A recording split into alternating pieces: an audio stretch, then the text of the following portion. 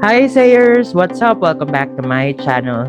For today's video, we're going to have another English class discussion. So, if you want to know more about this topic that we're going to have, just continue watching this video and don't forget to like this video, subscribe to this YouTube channel, and hit that notification bell to get updated to my future uploads. So, let's get into it. For today's video, we're going to have the history of Philippine literature. So maybe you were able to see the picture behind these slides.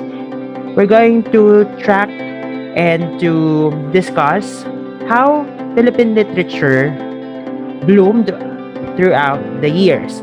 We will try to answer this question. How did Philippine literature flourish throughout the years? Please join me in answering this question. Let's go.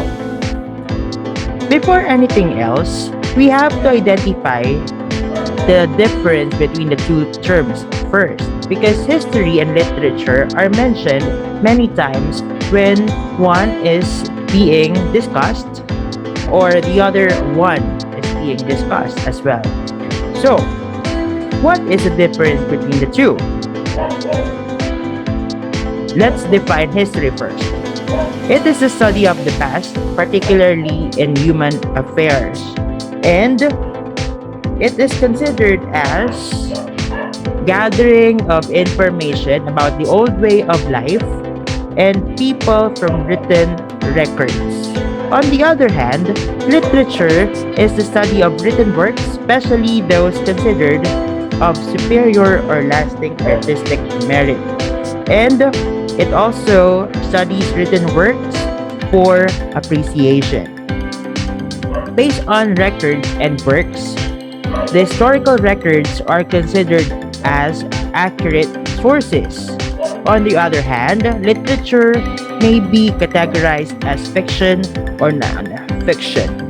As we all know, these two cannot be discussed without discussing each other all at the same time, because literature, there are times that it reflects the history or the societal realities of life, and history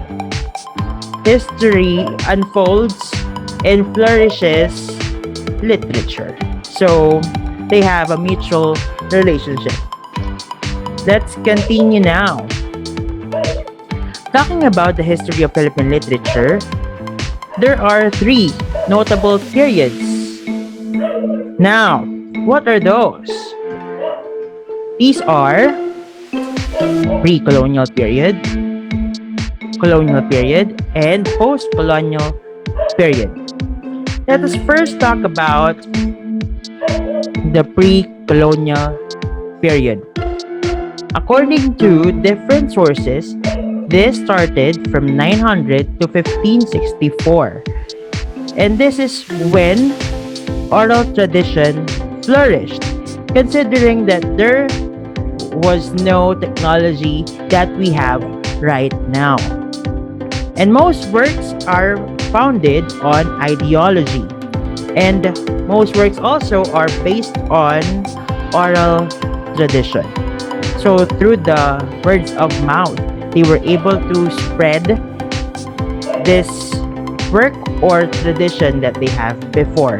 And under this, there are many literary forms. Number one is oral literature. Under this, we have riddles or bugtong in Filipino. Battle wits among participants. Riddles are usually present when friends or group of people commune or talk, and they decide to use this as a pastime.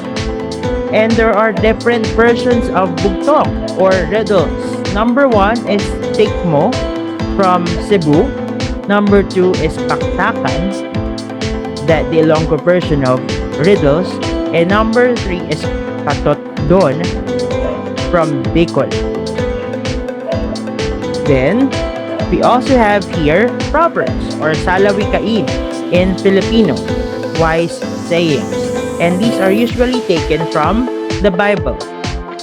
Letter C is Tanaga. Tanaga expresses insights and lessons about life. So these are the literary forms under oral literature. Still under the pre-colonial period, we have another literary form which is called folk songs. Folk songs, we have here different types as well, but folk songs are considered as forms of folk lyric which express the hopes and aspirations of people's lifestyle as well as their loved ones. And examples of folk songs are Hele or Oyayi, a quiet, gentle song sung to send a child to sleep. Maybe you were able to experience this when you were still kids. Letter B, Ambahan, the Mangyan version. A 7-syllable per line poem about human relationship and social entertainment. Letter C, Kalusan, Ibatan, work songs that depict the livelihood of the people. Letter D, Tagay, Cebuano and Waray, a drinking song. In Filipino, we use the word tagay when you want to drink with your friends. We say tagay. Letter E, Kanogan, Cebuano also, a song of lamentation for the dead. So these are the literary forms under folk songs. Another literary form under the colonial period is folk tales. Folk tales.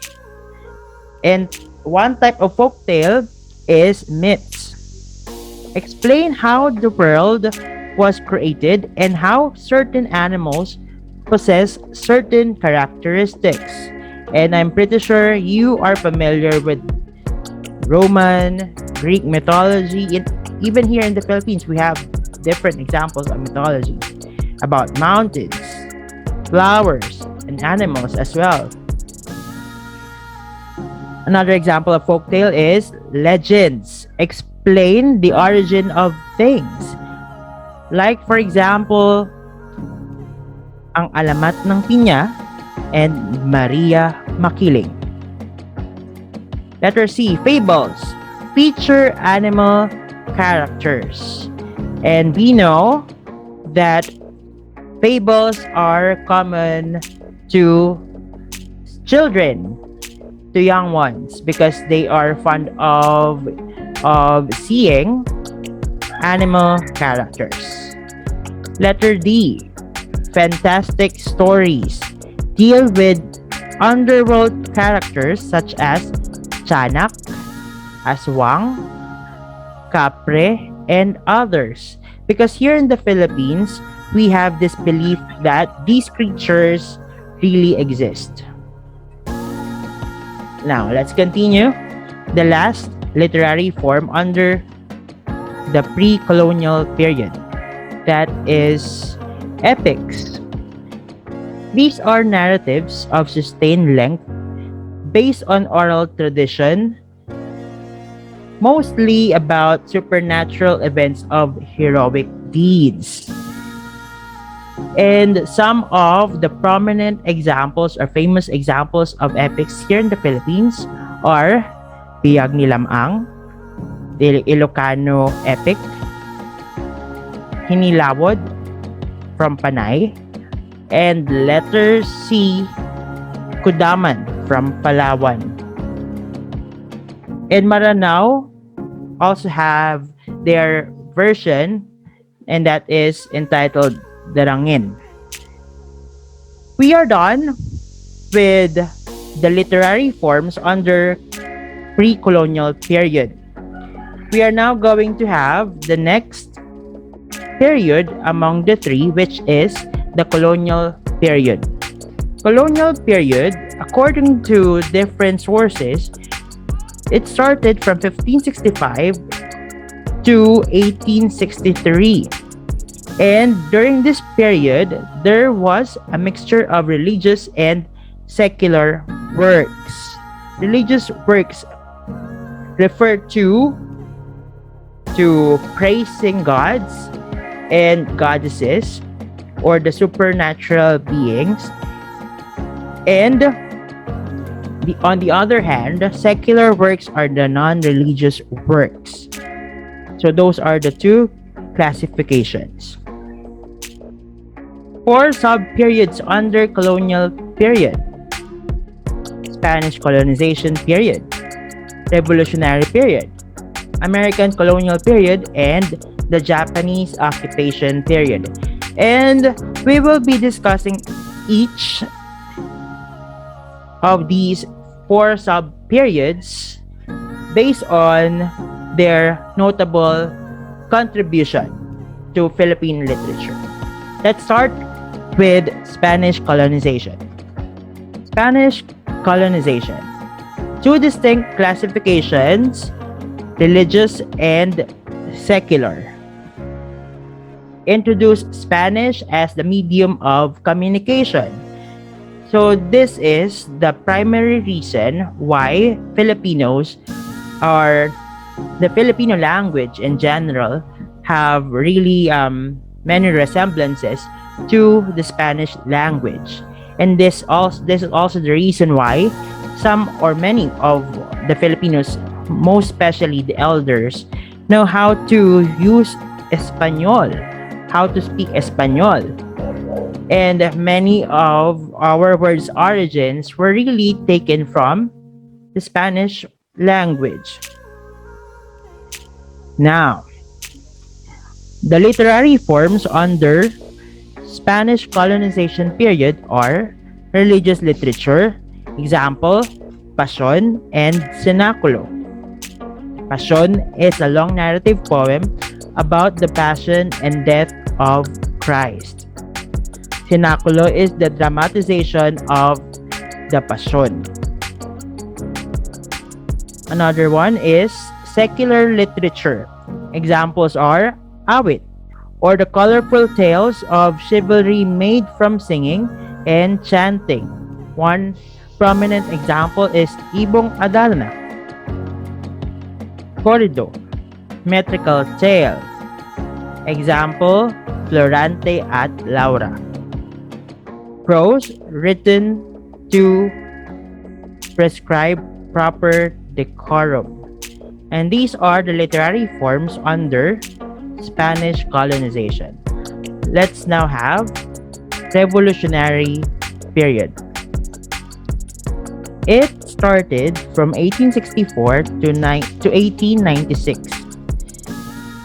And under this period, people were able to plant seeds of nationalism in Filipinos. Thus, the name revolutionary. Language shifted from Spanish to Tagalog, knowing that we have our very own language. And it also addressed the masses instead of those who are just considered the intelligentes. Now, the literary forms under revolutionary period. Number one is propaganda literature. Under propaganda literature are political essays and political novels. Example of political essays are the examples of which are Diaryong Tagalog, founded by Marcelo del Pilar, and La Solidaridad, whose editor-in-chief is Graciano Lopez Saina. Political essays are satires and news articles written to attack and expose the evils of Spanish rule. On the other hand, political novels have the same objective but in a form of novels.